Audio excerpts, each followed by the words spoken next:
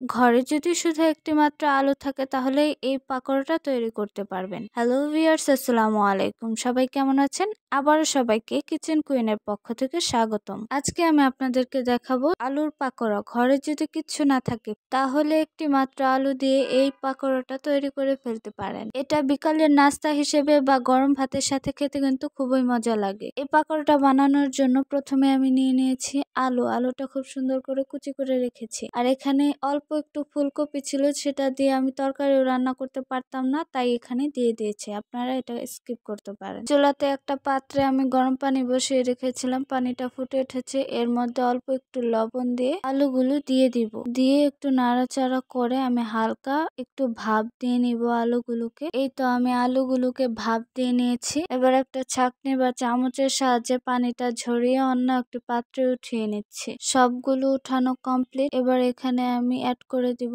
পেঁয়াজ কুচি। এখানে আমি 2টা পেঁয়াজ কুচি ইউজ করেছি। এবার দিয়ে দিব কুচি করে রাখা মরিচ কুচি। এখানে আমি 5টা মরিচ কুচি করে দিয়ে দিয়েছি। আপনারা যে যেমন ঝাল পছন্দ করেন সেই অনুযায়ী ঝালটা দিবেন। অ্যাড করে দিব কিছু বাটা মশলা, 1 চামচ রসুন বাটা, 1 চামচ আদা বাটা। এখন অ্যাড করে দিব কিছু গুঁড়া মশলা। এখানে নিয়েছি পরিমাণ মতো লবণ, 3 চামচ মরিচের গুঁড়া, 2 চামচ হলুদের গুঁড়া, 1 চামচ গরম মশলা, 1 চামচ জিরার গুঁড়া, 1 চামচ ধনিয়া গুঁড়া। এই সবগুলো মশলা আমি এর মধ্যে দিয়ে দিব। এবার এখানে নিয়েছি বেসন, আটা, চালের গুঁড়ো। বেসন নিয়েছি 2 চামচ, আটা নিয়েছি 3 চামচ, চালের গুঁড়া নিয়েছি 2 চামচ। চালের গুঁড়ার কাজ হচ্ছে পাকোড়াটাকে ক্রিস্পি করা। সবগুলোই আমি এখানে পরিমাণ মতো দিয়ে দিলাম। সবগুলোকে এখন আমি হাতের সাহায্যে খুব ভালোভাবে মেখে নেব। সবগুলো মিক্স করা কমপ্লিট। এখন আমি কিছু মিশ্রণ একটা বাটিতে উঠিয়ে রাখবো, কারণ আমি 3 জনের জন্য পাকোড়াটা ভাজবো। আর বাকিটুকু আমি ফ্রিজে সংরক্ষণ করে রেখে দিব। এটাকে আমি 2 দিন সংরক্ষণ করে রেখে দিতে পারবো, বেশি দিন রাখতে পারবো না, কারণ এখানে কাঁচা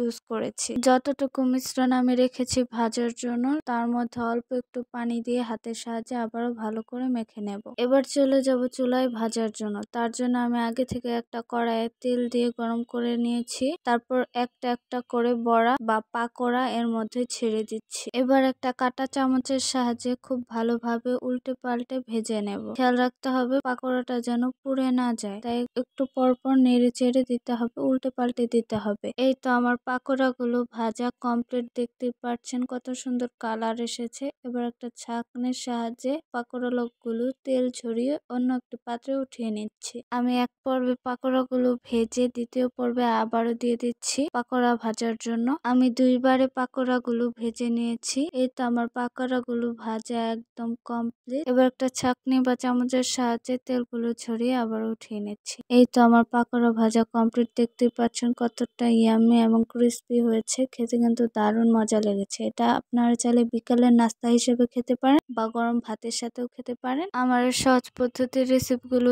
ভালো লাগলে লাইক, কমেন্ট, শেয়ার করে পাশে থাকবেন এবং সবার আগে ভিডিও পেতে চ্যানেলটি সাবস্ক্রাইব করে দিবেন। সবাইকে আল্লাহ হাফেজ।